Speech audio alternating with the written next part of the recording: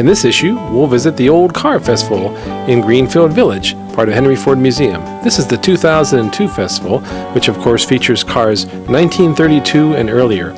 That year I went on a Saturday, and the Pass and Review portion features some of the earliest cars from the turn of the century. If you subscribe to future issues of Vintage Vehicle Videos, you'll see the 2003 Old Car Festival, and I captured the Pass and Review portion from 1919 up through 1932. Also visited the Motor Muster up at the Greenfield Village, which is 1933 and later cars. But I hope you enjoy the Old Car Festival from 2002 on this tape.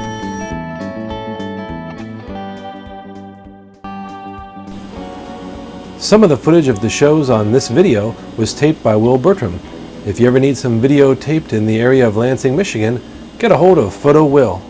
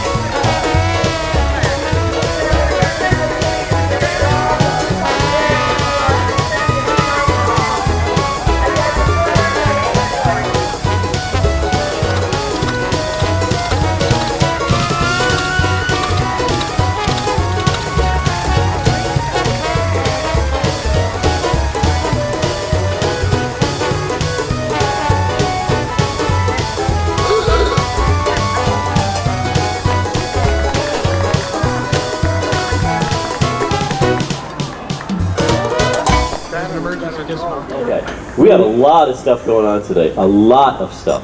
So yeah, this is the replica of the 1896 Henry Ford quadricycle. This was built by George DeAngelis in 1963 for Ford's centennial birthday. Thank you. Henry Ford built his first operating gas engine, ran it Christmas Eve of 1893, supposedly, and then That was the kitchen sink engine. that was the kitchen sink Famous engine. kitchen sink It engine. is in the museum. Henry Ford's first engine was actually built out of pieces of pipe, and the flywheel was actually a hand wheel from some lathe or milling machine or some machine like that. The fuel delivery system was a drip oiler, which Clara was controlling on the kitchen sink that Christmas Eve while Henry was cranking it to make it run. This was not the first car built in Detroit. Actually, it was apparently the second one. The first one was run by a man named King. Charles Brady King, who Okay. just a few months earlier Yeah. drove his car in Detroit. And In with- fact, Henry Ford was present at the King running of the. In fact, he was chasing it down the street a few months before this was built. David, I got to tell you, in all the years that I've seen this run or try to be run, I've never seen it run so well. You've done a wonderful job on that.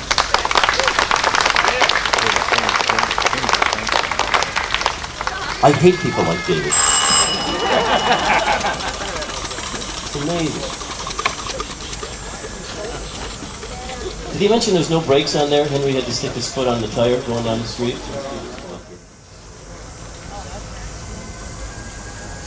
This is car number one, obviously, 1899 Locomobile steam runabout owned by Wayne Kaufman of Tiffin, Ohio.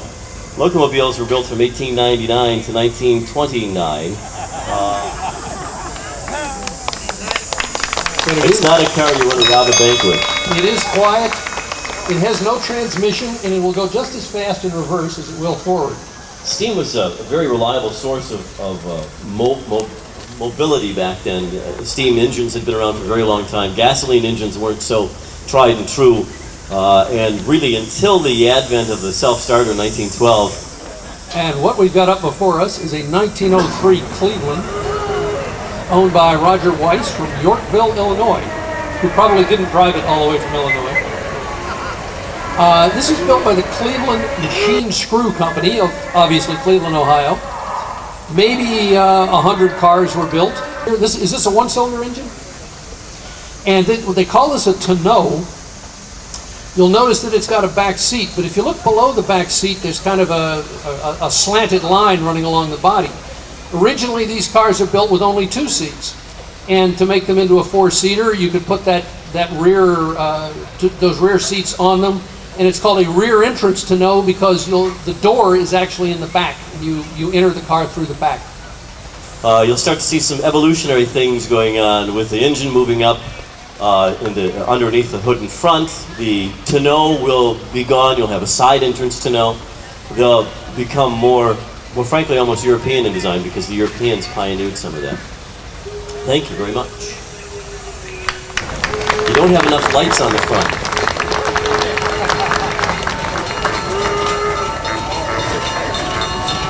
Car number 10, 1903 Ford Tonneau, owned by Rick Lindner of Columbus, Ohio. They both are.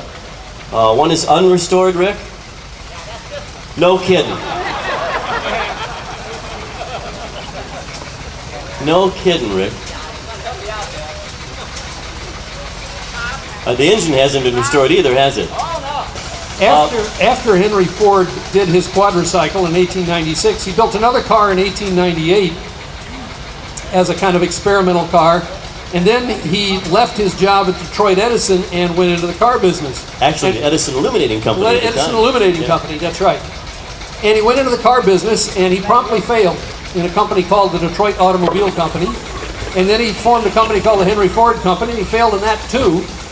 And you'll hear more about that when we talk about Cadillac.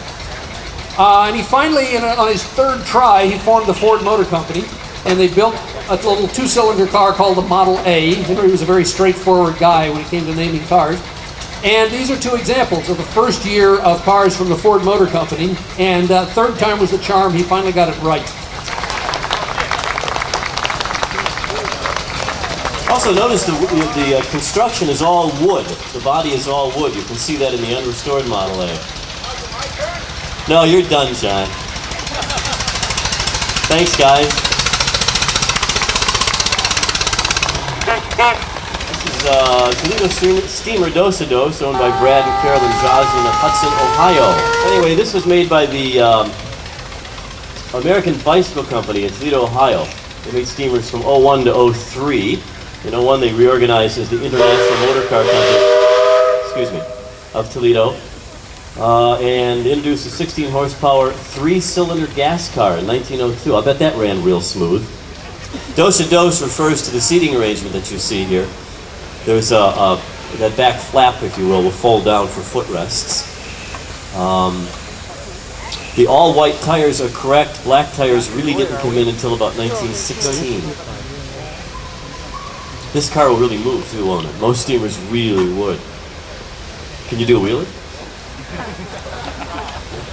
Burn rubber? Okay. Thank you very much. Very nice. Steamers are very powerful.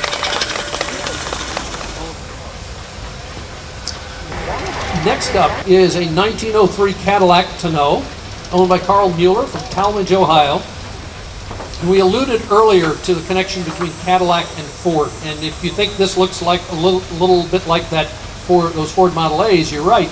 They ended up putting the one-cylinder engine in the Ford designed car,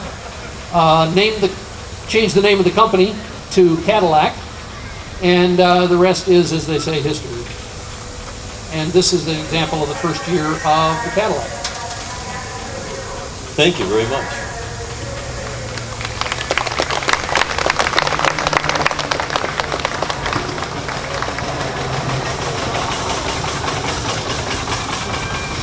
Car number 14 is a 1904 Autocar Type X runabout owned by Greg and Marty Lang of Saginaw, Michigan. And car number 17 is a 1904 Oldsmobile runabout owned by David Plassman from Napoleon, Ohio. And what you've got here, an example of two of the early horseless carriages. And they do look an awful lot like carriages with the horses missing. The engines are under the seat. They've got, now the Oldsmobile, the auto car is actually, that's right, the engine is actually under that hood, which was quite unusual in 1904. And you see the Oldsmobile has got tiller steering, the auto car has got rack and pinion steering. A very early application, only there's no steering wheel, it's still a tiller, but he's steering it through a gear arrangement, a rack and pinion arrangement, which is going to be going to insulate you a little bit more from the road ruts than the standard tiller steering. And believe me, in 1904, the roads were all ruts and not much road. Okay, the car behind it is that Oldsmobile. Oldsmobile was really pretty much the first very, very popular mass-produced American automobile. Almost came about by accident. There was a fire in the Detroit factory, which destroyed everything except the prototype, as legend goes, of this curved dash model. Ransom Olds was originally from Lansing. A group of Lansing businessmen persuaded him to move back to Lansing, which he did, and started to produce these cars, which were very popular, very rugged, relatively inexpensive for their time, proved themselves many times in endurance runs, and a famous run of Roy Chapin from Detroit to New York for the auto show. Thousands of these were made. This is a 1908 Stanley Steamer H45 Gentleman's Speedy Roadster, owned by Jill Barrett of Angola, New York. 2 cylinders. Nobody knows what the horsepower is, it says here. 20. Plenty or 20? 20. Thought you said plenty. Well, in the case of the Stanley, it's both plenty and 20. Yeah, nearly. 20 was plenty. Limitless. This was cost you $1,350 new. Underneath that hood is the boiler. Engine is placed underneath. The people in the back are getting a nice sauna. There's no transmission. The engine is directly connected to that rear axle. And the steam engine has the wonderful characteristic that it makes its maximum torque at 0 RPM, which means you don't need a transmission. You can pull stumps with this thing as well as pull cars. Incredible torque. And because the engine's directly connected, you literally can go as fast in reverse as you can in forward. And These things will speed down the road at modern speeds. Wait till this jet passes, though.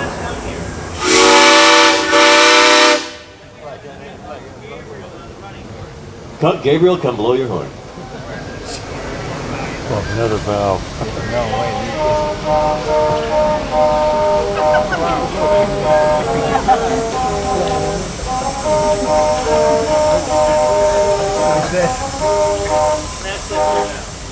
Is that how?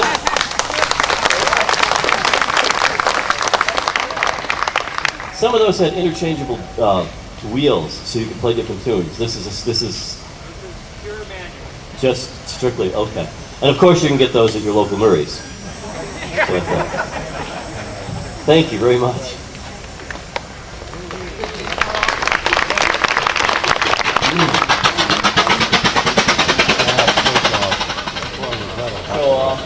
It's a 1905 Northern, owned by Bill and Ruby Chalmers from Finbrook, Ontario. And this is what's one of the cars that was known as a silent Northern, is it not? Very. You can see it's more silent than cars were typically during this time. Very much as was their heritage. We'll see some evolutionary things going on. It runs beautifully. It really does. Are those up front, would those be considered the Northern Lights? Thank you. That was funny, wasn't it? All right, you think of one then.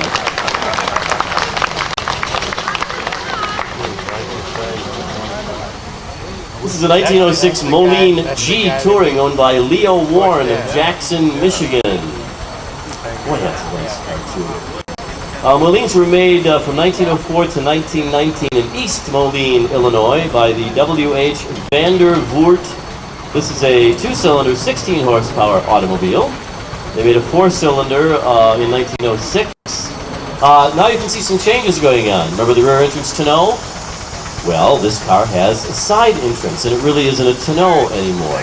It is kind of, sort of. If you follow that rear door line from the bottom of the rear of the front seat, is this making sense? Along, see that brown molding, that tan molding along to the back? That is probably an add-on to the chassis and the frame. But it's still, so I think you could still call it a tonneau touring. But now it does have the side doors. We still have the engine underneath. We still have chain drive. Under the false hood, probably are gas and water, both.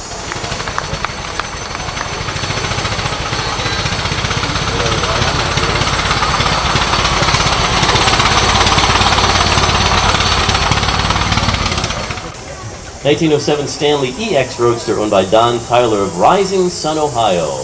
Two-cylinder. You know, they rate these at 10 horsepower. Now we all know, we both know, there's no way that's just a 10 horsepower. Because these really move. And you can buy this brand new for $850. How long does it take to fire this up from cold? About a half an hour.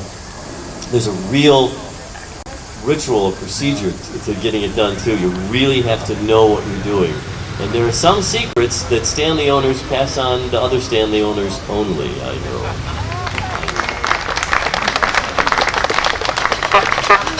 Tell you, once you got it running, there's nothing like a steamer. This is a 1907 Stoddard Dayton K Runabout, owned by of West Bloomfield, Michigan. It's a four-cylinder, 35 horsepower. This was $2,500 brand new. And that is, in fact, a mother-in-law seat. I'm not saying anything about the lady in there now. It's just what it's called. Thanks, Mom. The slogan was, as good as it looks.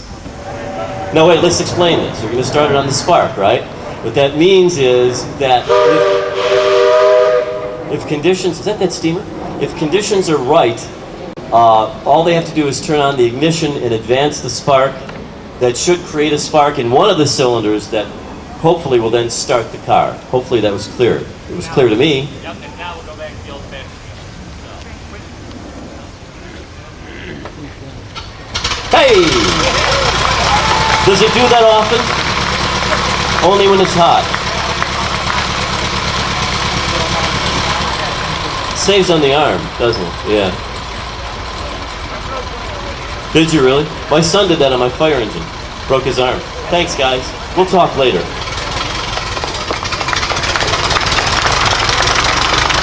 (1908) Maxwell HC Touring, owned by Laverne G. Wiemken of Defiance, Ohio. This is a 2-cylinder, 20 horsepower, 2-cylinder opposed, right? We have it underneath the automobile, or is it in front now? We do have it under the hood. Okay. I wonder how many people will get this. Was this one owned by Jack Benny? Some people got it. It's fewer every year.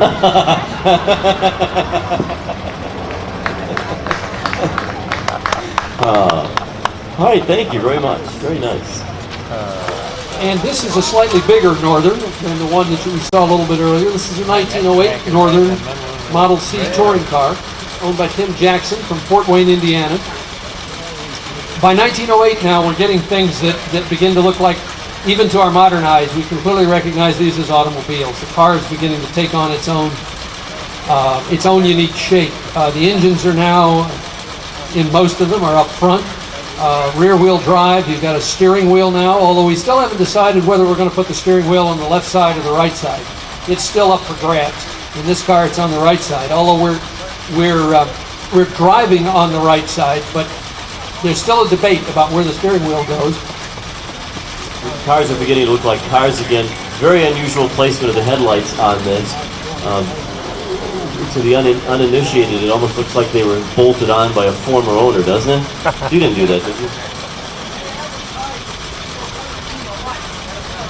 you? Northern advertised that the placement threw a better beam of light at a better angle. Thank you very much. I always like to see that here.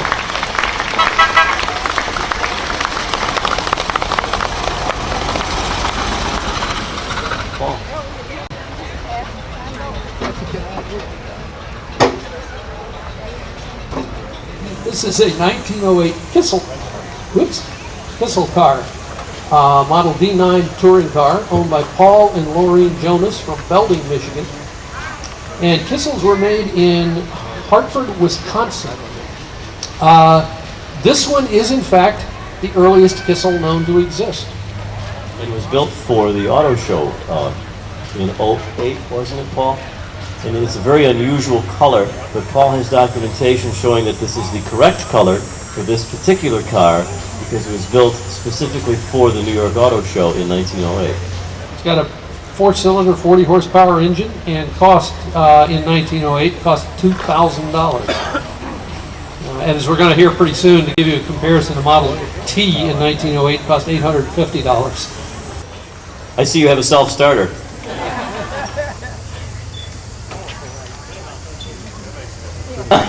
Didn't turn it on.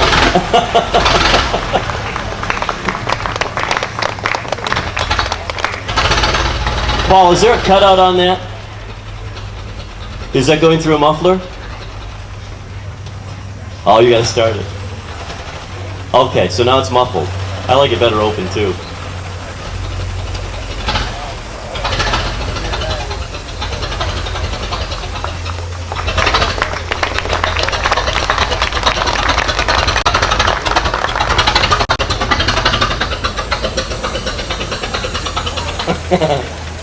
This is a 1908 Sears runabout owned by Gerald Benmore of Lambertville, Michigan.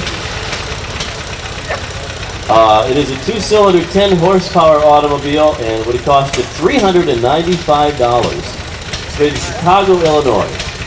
Some of these Sears high-wheelers and other high-wheelers could be converted, if you will, with a flatbed that could be bolted onto the back to haul grain around, haul the grain to market. If you wished, you could get options to take that grain box off, bolt another seat to the back, and you had a car to go to church with your family in on Sundays. Very versatile, very popular car. This is a water-cooled, or is it air-cooled? It is air-cooled. Some are water, some are air-cooled. Thank you very much.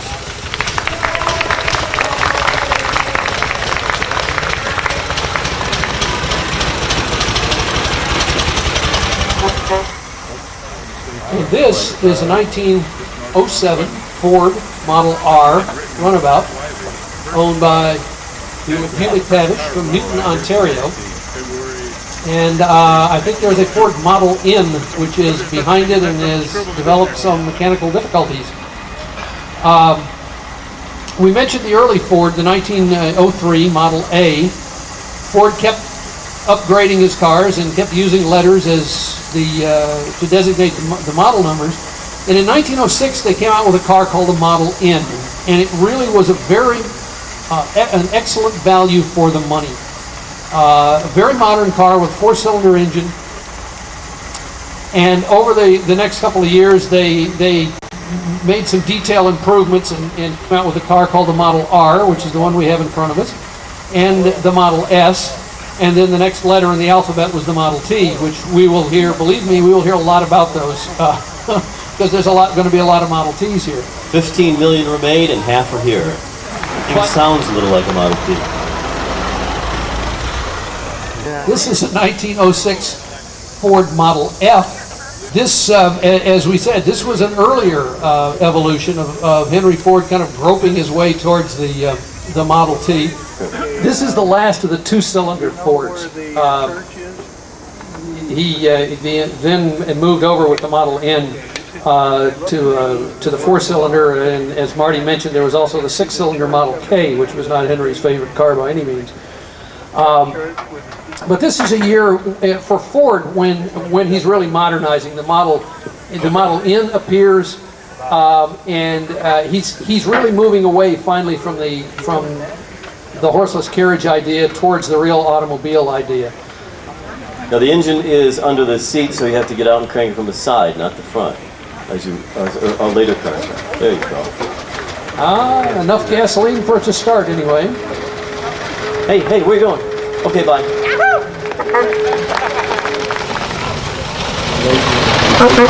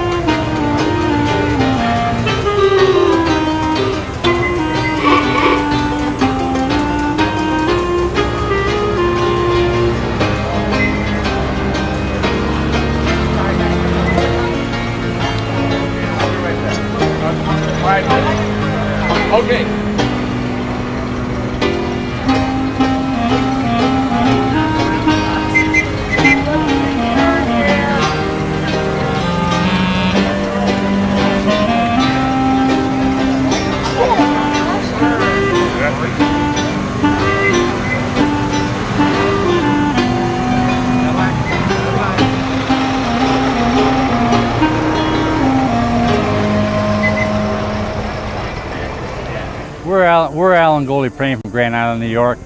We bought the chassis for this 25 Maxwell Danbury, Connecticut about 25 years ago because I wanted a rear end for another vehicle. And I found a rear end close to home, so I just had just the chassis laying around for quite a few years. And later on I found, when I went to pick it up, I found it was a commercial body instead of a regular car, which I thought it was. You could tell by the cowl and the hood it was a commercial. And later on I found some pictures in Clio, Michigan of this Martin Perry body, which was a big body company. It was later taken over by Chevy. And I went to Clio, Michigan, picked up the pictures, and I made this body from the pictures. I knew the dimensions of the wheel because I have other Maxwells, so I got on the kitchen table, scaled the wheel off, and I scaled the body off from the wheel measurements. And so that's how I come up with the body and the dimensions that I had. It's 20 gauge steel over ash wood. It took me 2 years and $5,000 to get where we got, but it was really enjoyable time. We've had a good time with it, and we go a lot. We don't show a lot, but we do get out. We drive it a lot. My feeling is with these old vehicles, if you're going to have them, run them, because there's no sense in having a Mona Lisa if you're going to leave it in the hall closet. Well, that's the left is the clutch. The next one over is the brake. The next one there is the gas, and the little button on the floor on the right is the starter. Them two column pieces up on the steering column. One on the left here is for the advanced spark. You manually advance the spark, which now is automatically done. And the one on the other side is the manually advanced, the gasoline. As primitive cruise control. And it has sliding doors, which Martin Perry was known. And it's very rare to have its doors sliding forward. Almost all doors slide back. But this model of Martin Perry had doors that slide forward, which is a rare piece. Took me a little bit of time on my own, putting that thing up and down to get it to stop and start where I wanted it to.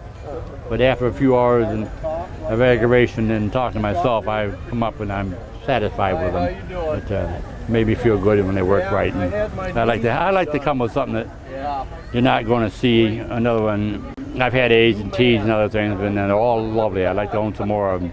But I like to pull up with something that somebody else is not going to pull up next to you, and let other people see that there's other things out there to look at. Maxwell was in business from 1904, started in Terrytown, New York.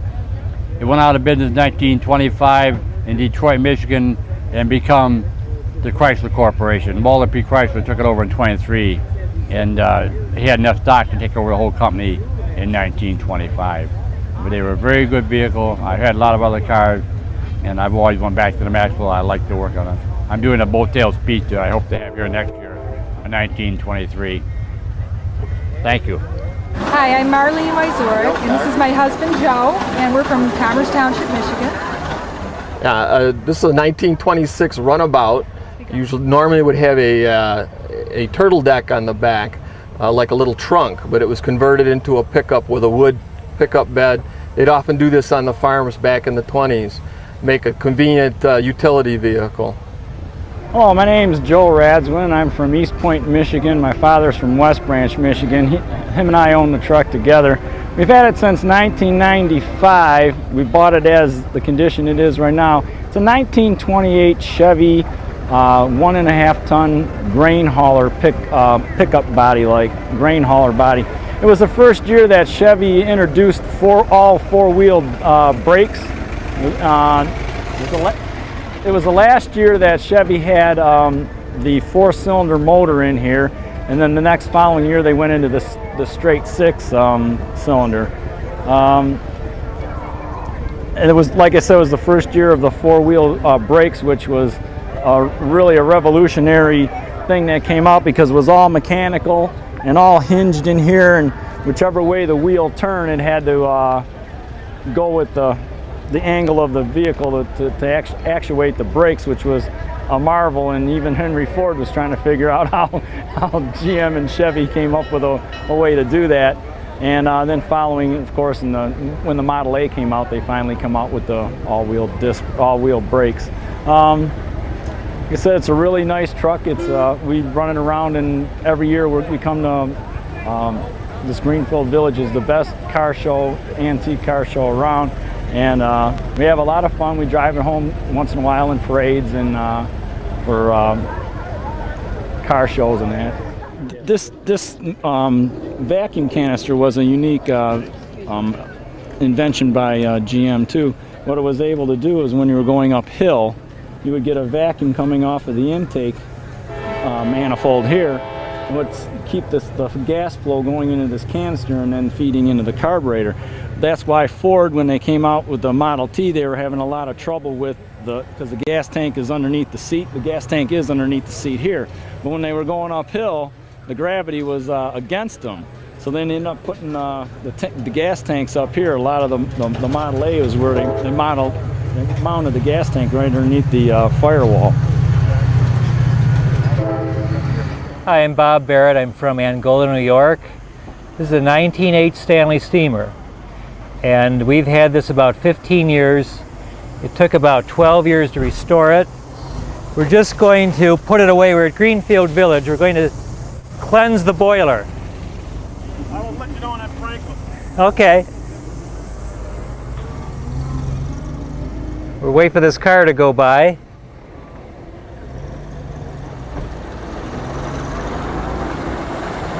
See you guys.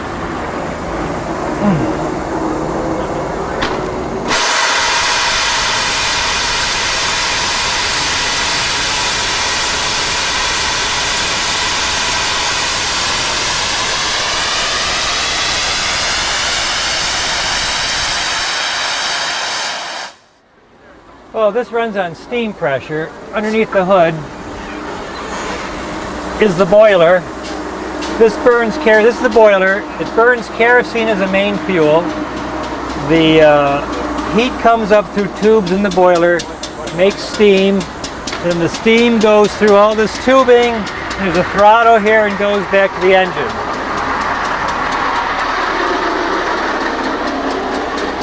The engine's underneath the body. It's geared directly to the axle like a steam engine. There's no transmission, there's no clutch. So to go forward, just give it the throttle, have the steam come through, and it takes off. Have you had to do much to do this car? We built this entirely from pieces. So we did everything. Is it hard to find parts? You have to manufacture things? Or? We made most of the parts. So did you have to find out how to do that? Did you have anything for a model, or how did you? We have a stack of photographs this deep. We've gone to look at almost all on the East Coast, and we knew what to do. How often do you run into another one like this? Infrequently. Are there many like this? There are not too many. This is a 1908 Model H6 Gentleman's Roadster. It's a 20 horsepower, which would be larger than most. It's geared faster. It's extremely lightweight. It has the wire wheels. It has the very lightweight wooden fenders. How fast have you had this up to? I saw you pull away from the... Oh, this will maintain 50. It's much too fast for the chassis. Yeah. 40, 45 is a good fast speed for it. Well, this is a Gabriel exhaust organ, and was an accessory available around 1910.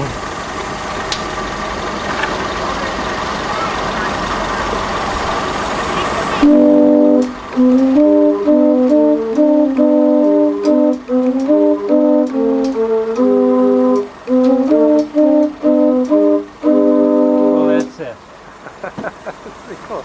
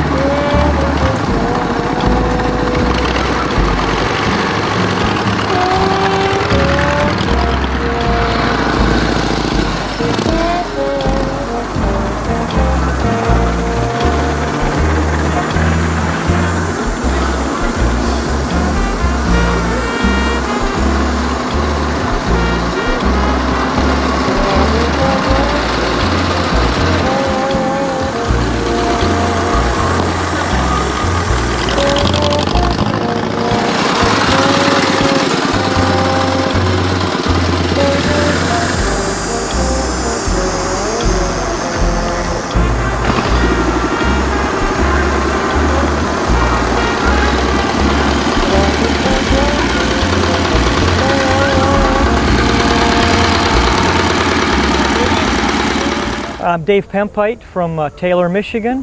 It's a 1928 Indian 4-cylinder. I've owned the bike about 17 years.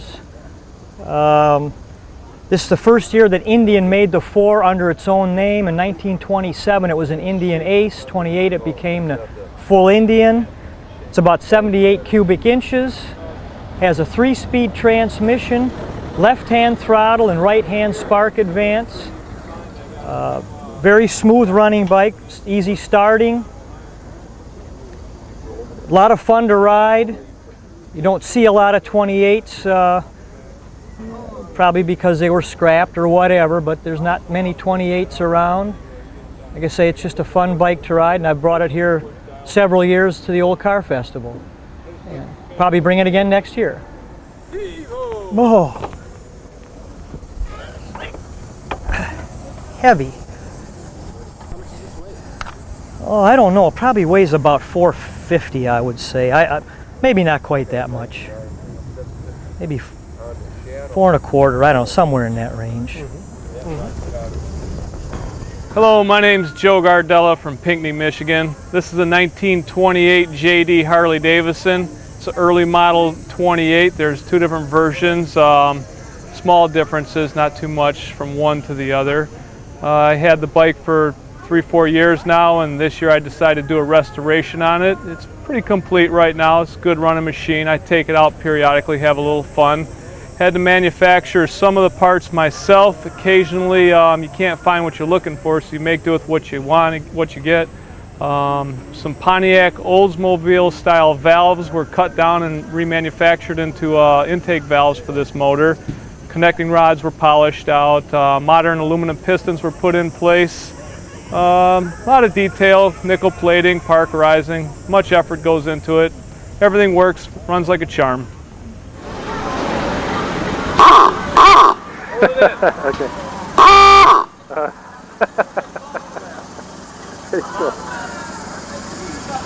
Okay, on this motorcycle, it's a little bit different than a modern bike. You have your front brake lever right here on the left-hand side. 1928 is the first year Harley Davidson used a brake lever on the brake on the front of the bike. They still have a non-circulating oil pump, so you'd pull this thing up and give it a shot of oil every now and then. It pulls about 4 inches up, pumps a few ounces of oil directly through this line down here and into the crankcase. That's your primary lubrication. You have secondary lubrication, which is controlled by a small oil pump on the right-hand side of the bike. If you'd like, we'll take a look at that.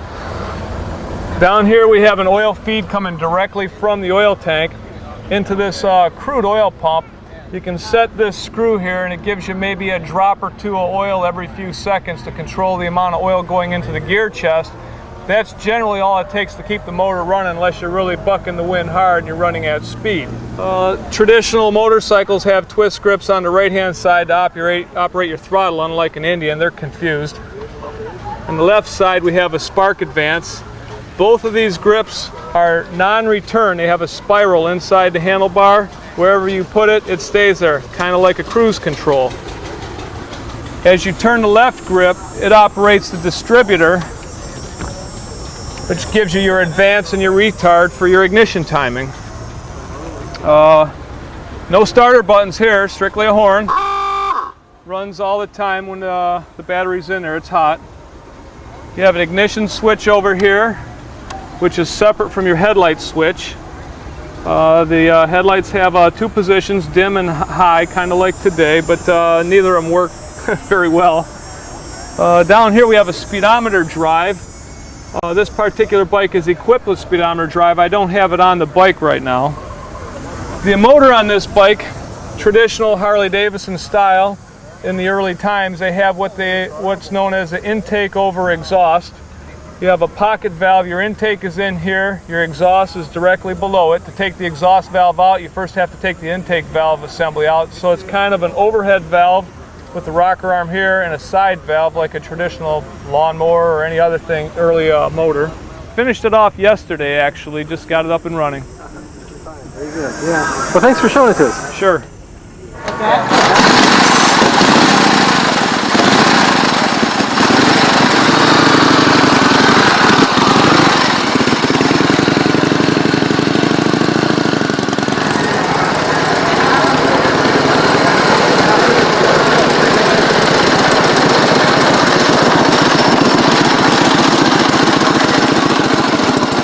Yes, I'm Roger Neal from Georgetown, Ohio, and this is a 1928 JD. This is the later version. The JD was a real popular bike, and the last JD made was 1929. This is a 28. It's a JDC. It's a commercial version, only in the fact that it was sold to a police department, Cincinnati, Ohio. I've had the bike 27 years. It's never been restored. It's only been painted and kept up. And there again, I have a lot of fun riding it. It's not a show bike, but it's a lot of fun to own and have. It's a 74 cubic inch with a gate shifter and a so-called suicide clutch. The suicide clutch is right here, and that is why and if you ever ride it, you'll find out why they call it that. This is a gate shift on the left, and it's a JD model. They did make a JDH, which was very popular on the board racetrack. But these, I was asked today how fast it would go. I said, I don't want to know. It'll run a lot faster than I want to ride it. Well, thanks for showing it for me. You're welcome. Yeah, I'm Tom Ward from up north central Ohio. This is my 1932 differential three-way dump truck. The truck dumps right, left, or over the back. The company that built it owned it until 1997. Well, differential started in business in the late 1900s, or 19-teens, building railroad cars, especially railroad cars. In the early 30s, of course, it was Depression years. They weren't selling many rail cars, so they decided they'd try to build a few dump trucks and sell them. They were primarily selling them to the railroad. The side dump would work as on a railroad right of way. They could haul stone or railroad ties down the side of the rails and dump it over the side without having to move it before the next truck came along. The differential company is still in business right today, building back railroad cars again. They gave up on the trucks in the mid-30s. And they were going to restore it. They gave up on it. It was just a pile of pieces and parts. I got a hold of it, spent 4 years working on it. I got it restored, and this is just the second place I've taken it this year. It has a Lycoming engine, which is a good durable engine, a very common engine used back to the 1930s, and we hope to have it to a lot more shows this year. Thank you.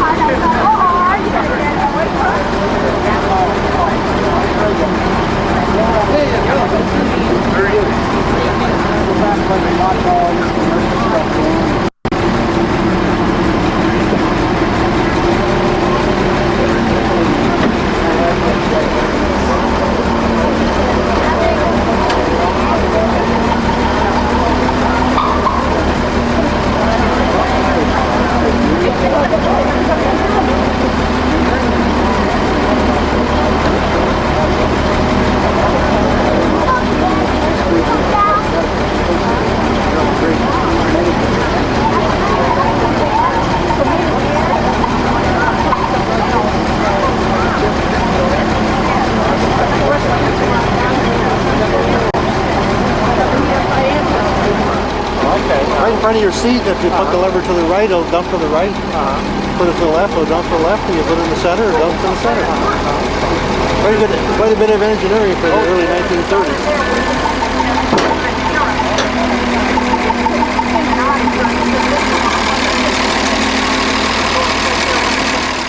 My name's Dan Tomshani. I'm from Dexter, Michigan. We just live west of Ann Arbor. This is a 1930 AA chassis made into a wrecker body. with a winch on the back. We bought it from a farmer up in Croswell. He used it for pulling stumps. It was originally built in Detroit on Hollywood and Van Dyke. It was a Hollywood Shell station. And where Dad was able to talk to the original owner before he passed away. So we got it in about, I think we got it in 61, 65, I think it was, we got the truck. And it was in a barn fire. That's why you can see the bad hood here. Now it's all wrinkled up here. And it burned the top, the glass out. The only glass that's original is the back glass. But then we just went through and redid all of that. It was in good running shape. We had to put new tires on it, of course. And the engine was running fine. It runs fine. It's just been a great toy. We really enjoyed it. And there's some other things that I'd like to do with it. But it's got a Weaver winch, 2.5 ton, a manual crank. But the crank, it has two different positions, here and here. And you got another position here and here. This is low range, and this is the high range. And it's got a lock jaw, clips over. You can see it there, like a ratchet, so it doesn't go the other way. And it clicks up, and it'll go down. Now that's in low, and I can go in high. Real fast. So we go back into the lower gear. It makes it easier.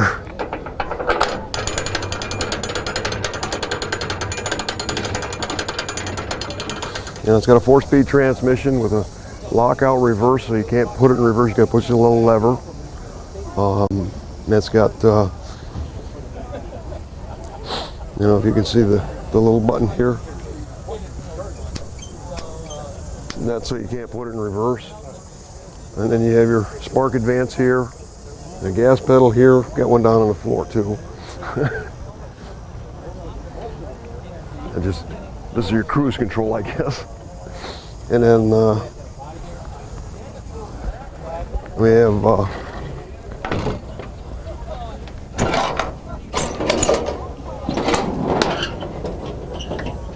pretty much all original. 4 cylinders, electric start, which I'm glad of. It's got a water pump on it, which a lot of the older cars didn't have, like the Model Ts didn't. They had a gravity feed. This has got a water pump. Your distributor and cap and all that stuff. It's a whole lot different than the new cars today. There's just, you can work on this one without any problem. And it's got the high and low beams in the headlights, one tail light, it's a truck, and this was for, you can put your crank in there if you crank it, but I don't have the crank for it. But you just flip this little, it's supposed to flip up, but it doesn't. And you can crank it over. A lot of spring. And this used to be a longer, this axle probably sat back about here. But they shortened it so they could get around Detroit a little easier, being in tight spots and everything, because this thing doesn't have power steering. It's murder to steer. So, and it's got the flip up windshield, air conditioning.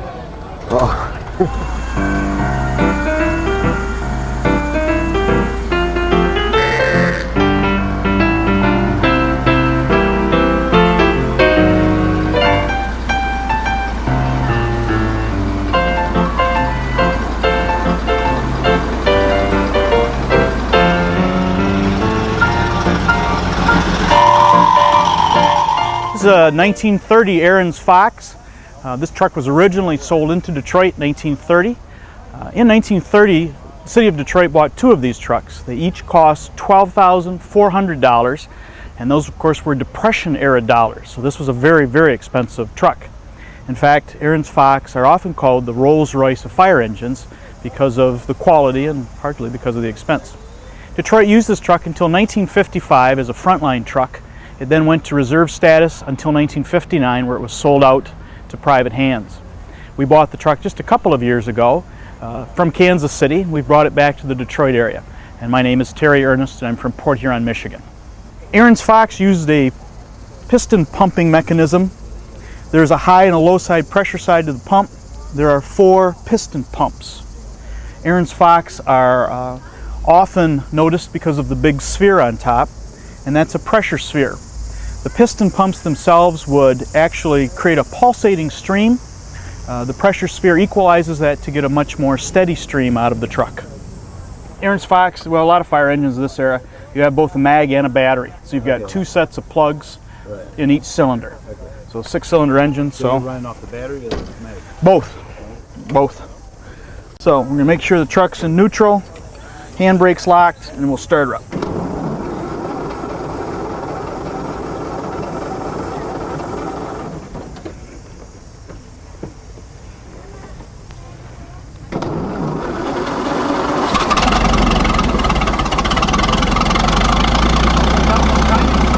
Timing on the top, we have the starting, the spark started. Bottom one's a hand throttle. Boxes also have the throttle on each side of the pump on the front.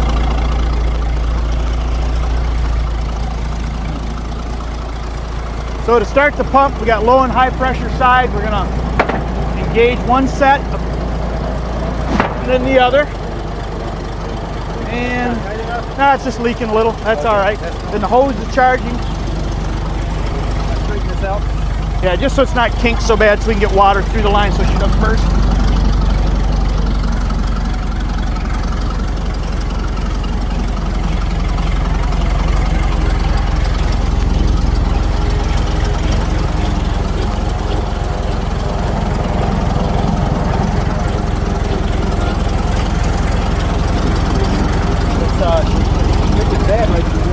Yeah, that's all right.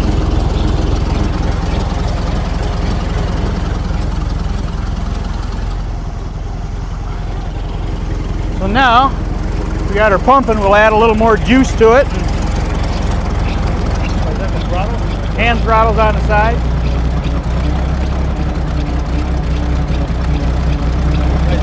Just timing?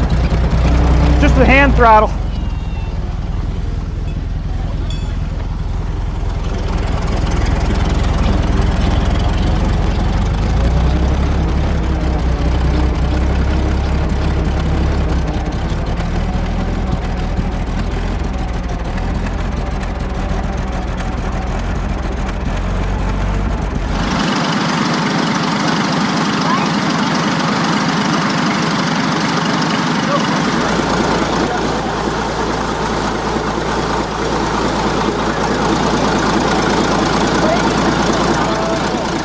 Well, good afternoon, ladies and gentlemen. We're the Canadian Model T Assembly Team. We come from Ontario, Canada, and we're here at Greenfield Village to help celebrate the 52nd anniversary of the Model T. The next little act that you're going to see was actually born right here in Greenfield Village some 42 years ago by my good friend Mr. Porky Snyder from Kitchener, Ontario. My name is Jerry King, and I make my home in London, Ontario. And working with us today, we have my son Doug King and Rob and Bobby Saunders of Woodstock, Ontario, nephews of the man who started this. The Model T was made from 1909 until 27, and Henry Ford made 15 million of these automobiles. And if you just keep your eye on the footage now, you'll see exactly how the car goes together, and it was in the day of the Model T.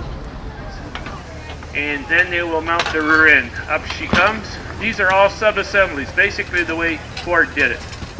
Now they're going to put the rear end under.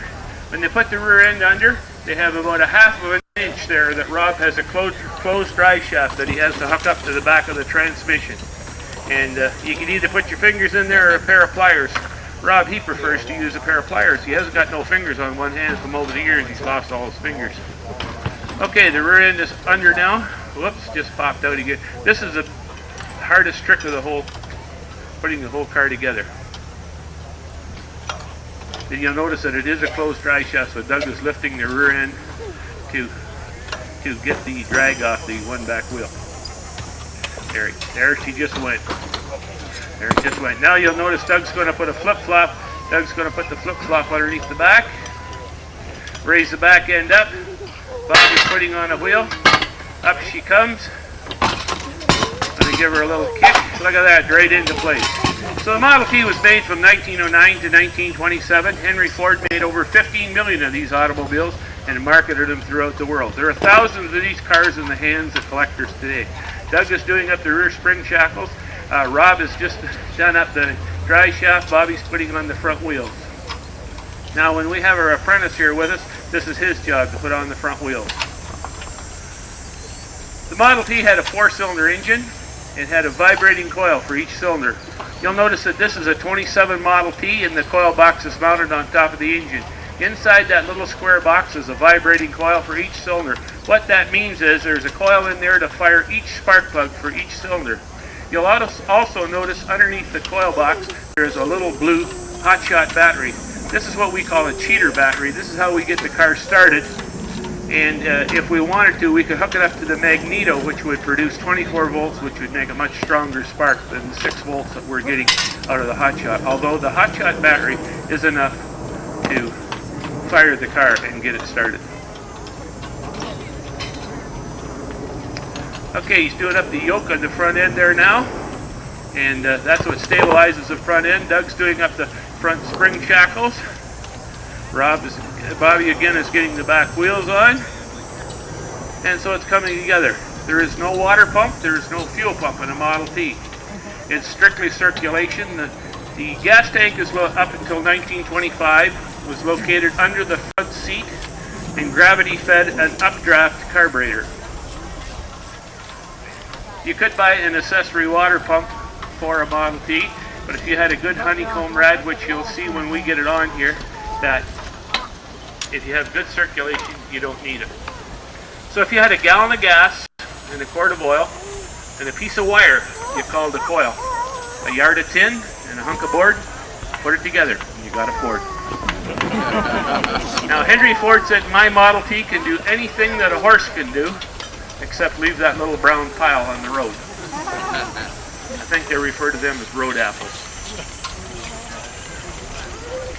The most common tool in a Model T toolbox is a pair of pliers and a piece out of some farmer's fence. I can remember being here some 25 years ago showing a car and having battery problems, and a gentleman went by and he had a little hotshot battery just like we have on this car here. He threw it to me and he said, here's a pair of pliers, and I went over. There was a chicken mesh fence. I'll never forget it, up along the back up here. I went over and cut a piece out of the fence and jumped it onto the battery and fired up the car and went through the rest of the parade. So that does really hold true. The steering wheel has come on now. The exhaust is going on. You'll notice the exhaust. The muffler is on the very tail end, and this is where the muffler was mounted under a Model T. You come out right underneath the body would just hang over the back of the spring shackles here. Rad's going to come on now. Doug is doing up the rest of the firewall. As you sit behind the steering wheel of a Model T, the handle on the right is the accelerator. The one on the left is the spark that advances and retards the timing. The 3 pedals, the one on the left all the way down low, all the way out high. Position it's in right now is in neutral. The reason being the handbrake, which is there, acts as a clutch and a handbrake, and it's holding into a center neutral position. The center pedal is the reverse. The one on the right hand side is the foot brake. If you didn't have a good foot brake, all you had to do is just touch the reverse a little bit. But if you were had the misfortune of twisting off a U-joint in the dry shaft, in your closed dry shaft, you had to depend on the handbrake, which was on the handbrake. There are many accessories that could be bought for a Model T. Rocky Mountain brakes, which went on over to the brake drums that are on the back, so that you had a brake drum on the inside and one on the outside. You could buy a Ruxel, a two-speed rear end. Very many accessories that you could buy. You always want to remember when you're starting a Model T, up until 1917, that one good turn deserves another because they're all stem wind. In 1917, they introduced the starter. There are a lot of the early model cars around that have been cheated up a little bit, and they changed the bell housing and put a starter on them, and a generator, which is really not so. In goes the water. a gallon of oil. You notice everybody's got a job. Now this is not a car to buy. This car here is not a car to buy. You should never buy a Friday, a Saturday, or a Sunday car, or even a Monday car. Now the warranty on this car is 50-50. 50 feet or 50 seconds, whatever comes first.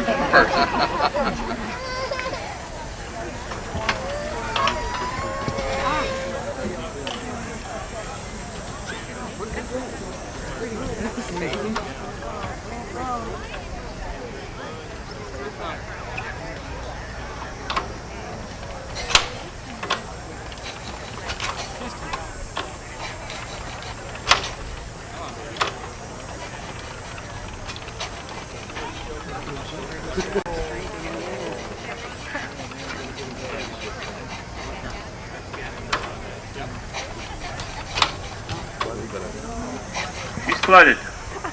Automatic choke is stuck. Got computer trouble. Computer trouble.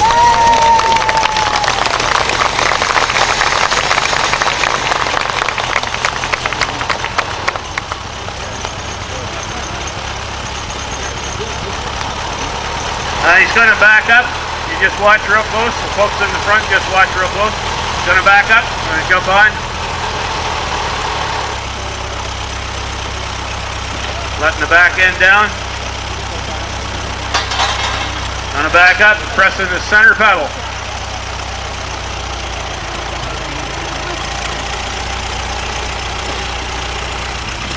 Backing up. Going to press the left pedal all the way down. Low gear, driving it ahead. Now he's going to snap on the handbrake. And you're going to see if he can make it start all by itself.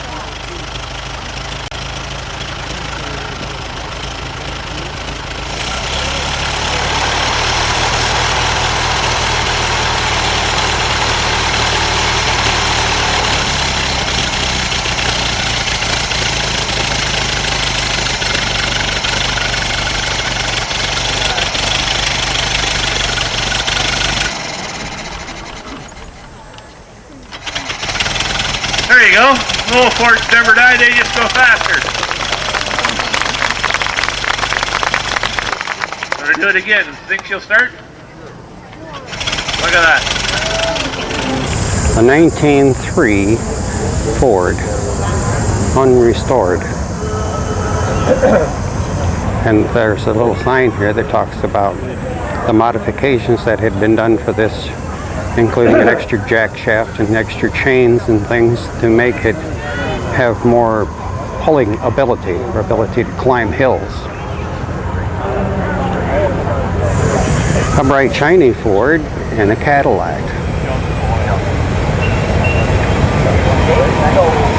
These are all this is the 1903 era here. A 1902 Cadillac. In a this here says 1907 Ford Runabout, but it's in the 1902 area. A 1901 Rambler Runabout. This still had a tiller on it. An old Rio. And in the road we have number 8 here, and a bunch of other ones just driving around. This one here's got booties to protect his white tires.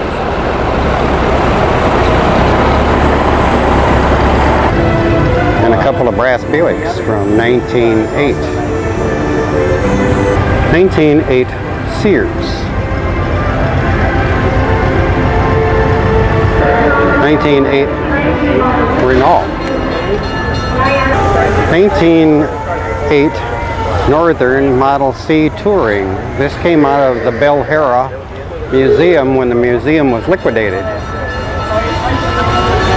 1908 Kissel.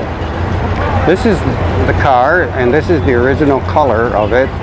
That was in the San Francisco Auto Show in 1908, and that was the color that was designated to show the car off when they built it for that display. 1906 Moline. 1906 Ford,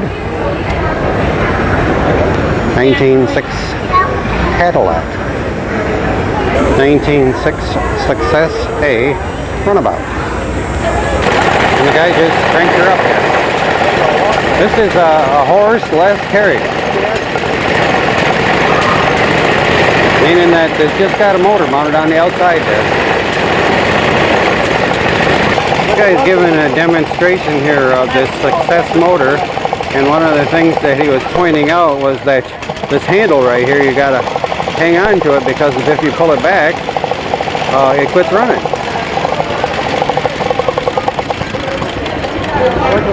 And that's the end of the demonstration. Here's McDonald Catering, McDonald Cadillac from Saginaw, service truck. 1906 Rio B. And here's a 1908 Rio G. Didn't really get a full picture of this 1908 Rio G. This is Renault from 1908. Obviously, there was a run that was September 5th and 6th from Lansing to Greenfield Village, which it says on the side of this Lansing to Greenfield Revisited. A Cadillac without a sign on it. So we'll call it a 1906. Could be a 1905 though. Because this is a 1907. But it's parked in the 1905 area. Oh gosh, we got a Stanley steamer back here playing its tunes.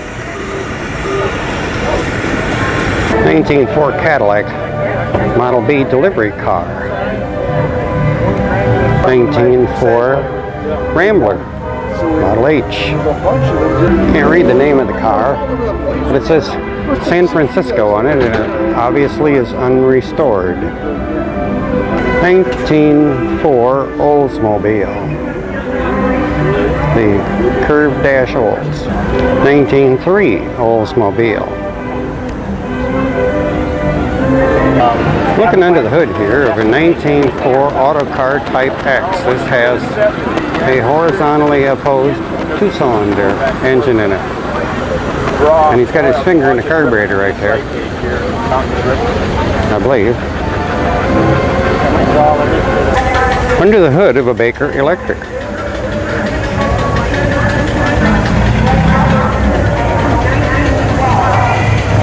In order to get perspective, this is a 1910 Oldsmobile Z. You can see how big these wheels are on this, because there was a time when somebody decided at Oldsmobile they should build big cars rather than the little car that they had then. On the side of the tire, that says these are 43-5 tires on there. Now, I don't know whether that's a complete outside diameter or whether that's a rim diameter, but a big car. 1910 International Auto Wagon. This has got a big horizontally opposed engine that's down underneath here. Can't hardly see all the fins and everything on it, but there is a hand cranked engine that runs clear up to that back part of that spring there, or actually ahead of that.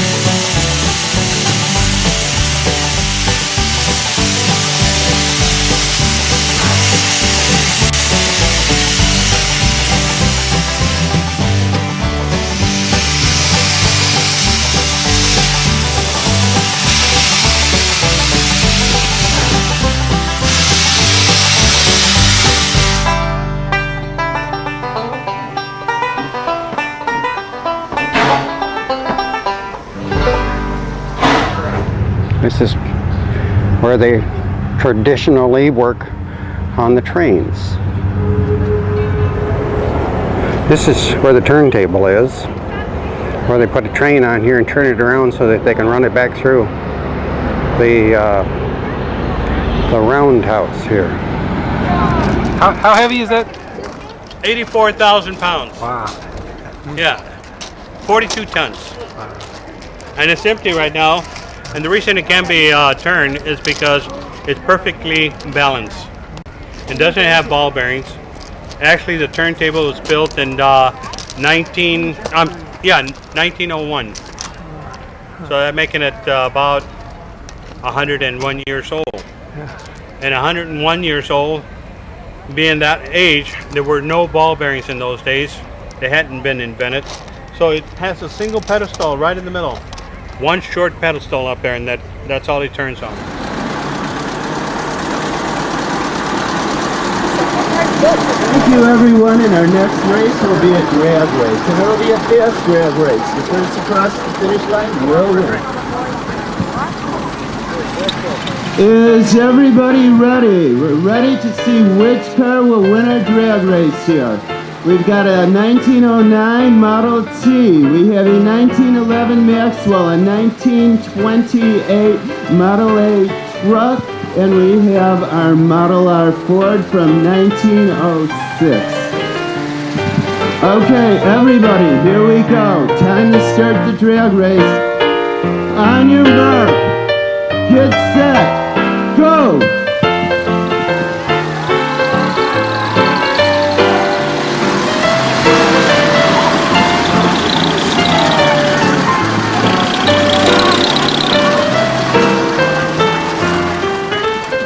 Okay, our gentleman's race looks like we're all ready. Ladies and gentlemen, children, enjoy, be kind, and here we go.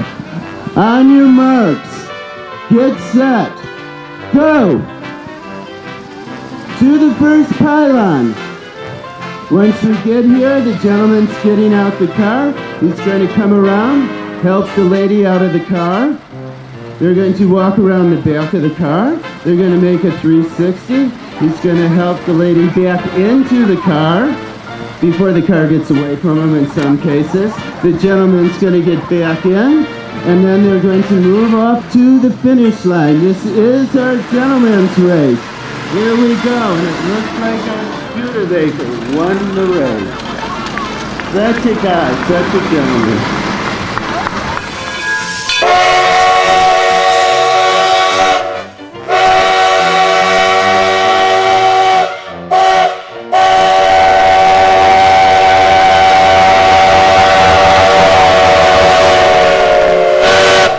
Well, that's all we have for vintage vehicle videos this time. Time to put the train in the garage and call it a day. Ready to go? Okay. I got one. No, we're good. That's right. I want you on this side of the rail over here. I got one more person to help me. Gonna do it all by himself? Okay, lean into it. Let's go. Oh, well, that's not. I would have had to balance it at all. That's all there is to it. How far are we going? Right around. Go all the way around if you want. Yep, watch your step. One more like that.